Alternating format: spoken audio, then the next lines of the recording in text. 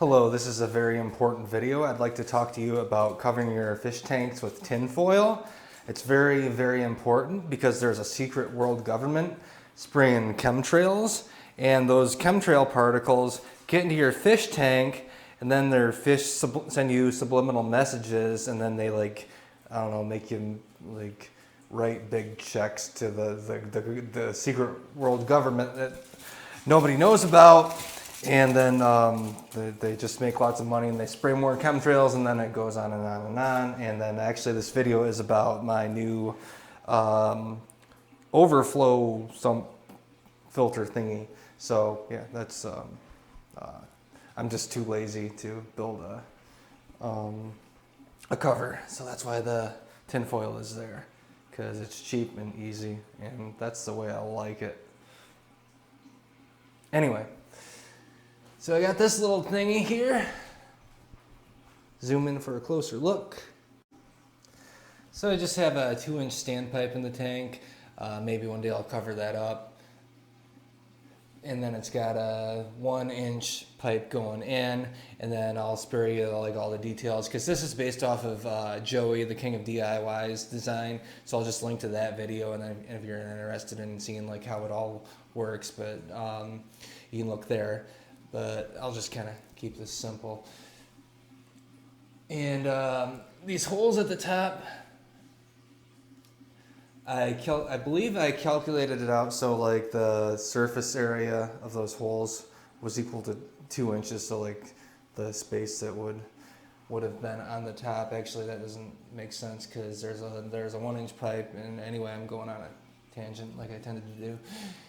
And I'm not going to edit that part out because I've stopped. Okay, I'm going to shut up and just kind of keep talking here. So point is, water flows in there, it gets sucked out and does a bunch of other stuff, and then it goes down here, and you can see I got a valve so I can turn it off if I ever need to for whatever reason. It was also very convenient when I was trying to get the siphon started. And then it goes down into a sock filter.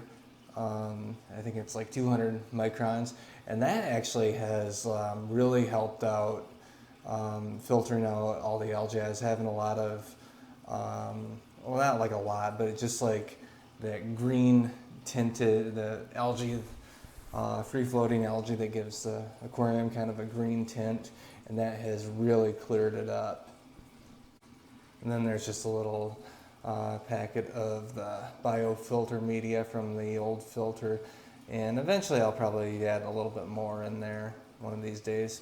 And then there's a filter or pump that for pumping it back up to the water or to the aquarium. Just a little plastic tube connected to this PVC tube, and then back here where you can't see, there is actually a check valve. And I'm taking a bit of a risk because I have one of these inline check valves that I modified.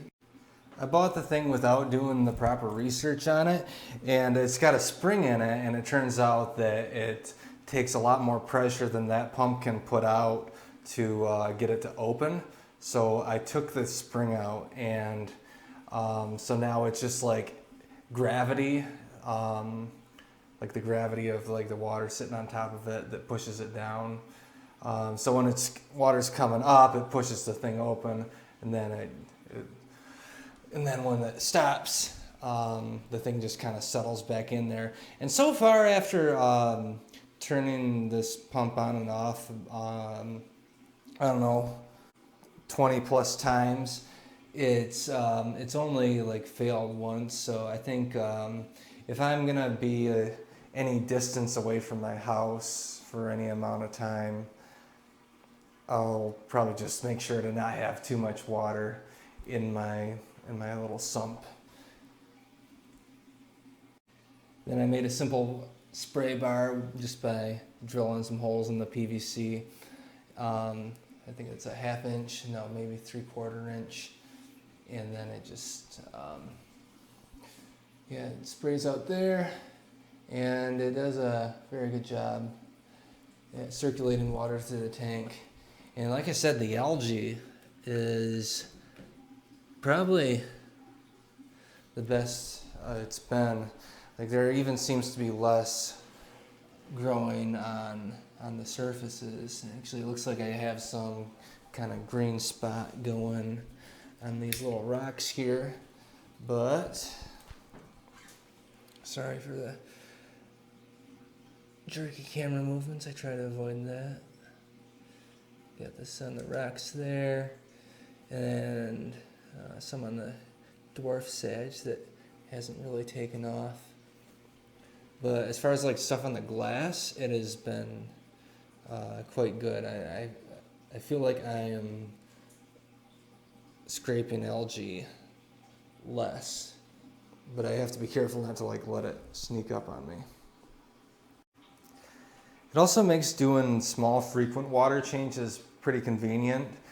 In my experience, these Harlequin rasboras love big water changes to death.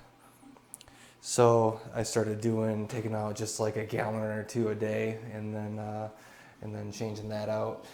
Just take a little bucket and scoop it out from the bottom, and then that way the fish aren't being, you're not sticking a siphon in there, or you're not scooping it out from the top. It's just like they don't even know what's going on, and it's very, very nice that way for them, and then for me, the fish keeper. That's all I have for today. Just wanted to share that PVC overflow and something, and then the benefits of it. It's I'm pretty proud of that. It's a pretty big accomplishment for me. I'm not a very handy person, so I'm glad it's going well, and just wanted to show that if you're somebody who's not super into building stuff, that you can still do it, because if I can do it, so can you. Peace.